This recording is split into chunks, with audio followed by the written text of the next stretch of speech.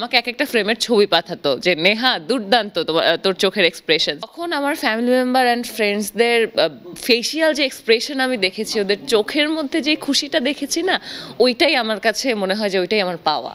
শরতের জবার শুরুটা আমার কাছে খুবই সারপ্রাইজিং, কারণ হচ্ছে শরতের জবা কখনো বড় পর্দায় আসবে এটাই কখনো আমরা জানতাম না। আমরা জানতাম যে এটা একটা ওটিটির সিনেমা, ওটিটিতে আসবে। সো ওই এক্সপেকটেশনস থেকে আমি শরতের জবা করতে যাই, এবং শরতের জবা যখন আমি করতে গেলাম তখন হচ্ছে তার আগে আমি শুধুমাত্র একটা কাজ করেছিলাম, চরকির আন্তনগর নামে। সো বলতে গেলে শরতের জবা আমার একদমই প্রথম দিকের কাজ। বাট তারপরে যখন এত গুণী গুণী মানুষদের সাথে কাজ করতে পেরেছি, জিতু আহসান ভাই, কুসুম শিকদার দিকে ডিরেক্টর হিসাবে পেয়েছি, কোয়ার্টিস্ট হিসেবে পেয়েছি, সাচ্চু ভাই ছিল, ইয়াশ ভাই ছিল। সো এত এত গুণী মানুষদের সাথে এত প্রথমেই কাজ করতে পারবো, এটা আমার জন্য বিশাল বড় একটা অ্যাচিভমেন্ট এবং আমার পাওয়া বলা যায়।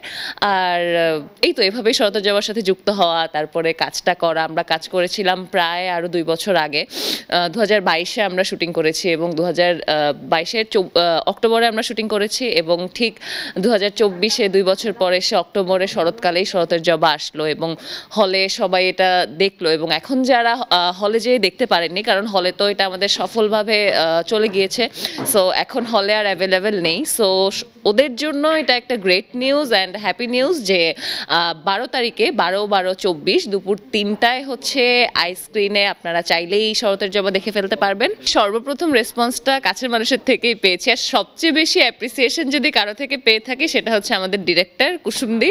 সো কুসুমদি যেদিন থেকে পোস্টে বসেছে, ও আমাকে এক একটা ফ্রেমের ছবি পাঠাতো যে নেহা দুর্দান্ত তোর চোখের এক্সপ্রেশন। সো এবং যখন আমরা ইয়েতে গিয়েছিলাম, আমরা ফার্স্ট ডে ফার্স্ট শো দেখেছি, আমরা ফ্যামিলি, কুসুমদি ছিল, আমাদের অল ক্রুজ ছিল, তাছাড়া আমার ফ্রেন্ড সার্কেল সবাই সহ। তো আমি যখন ঢুকছিলাম, আমরা সবাই পিছনে, আমার ফ্রেন্ড সার্কেল সবাই ছিল। সো তখনই স্ক্রিনে আমাকে দেখা যাচ্ছিল, কারণ সিনেমার প্রথম 15 মিনিট আমাকে ইন্ট্রোডিউস অ্যান্ড সব কিছু।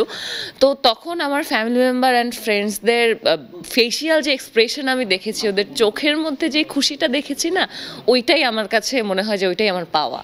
এটা নিয়ে আমরা হোপফুল যে হয়তো বা আসতে পারে, কারণ দর্শক খুব পছন্দ করেছে আমাদের। কিন্তু এর আগে কোনো প্ল্যান ছিল না যে শরতের জবা 2 করবো কি করবো না, এমন কোনো প্ল্যানই ছিল না। বাট যখন আমরা দেখলাম যে না, আমরা পাবলিক থেকে মানে অডিয়েন্স থেকে খুব ভালো রেসপন্স পাচ্ছি, যেটা আমরা এতটা এক্সপেক্ট করিনি। কারণ আমাদের সিনেমাটা যখন এসেছে তখন আর কোনো সিনেমা আসছিল না, বা দেশের একটা খুব বাজে সময় যাচ্ছিল। সো ওই টাইম থেকে আবার সিনেমা রিলিজ দিয়ে, মেনলি আমাদের শরতের জবার পর থেকেই কিন্তু এখন আবার বাংলা সিনেমাগুলো আসছে, মানুষ হলে যাচ্ছে।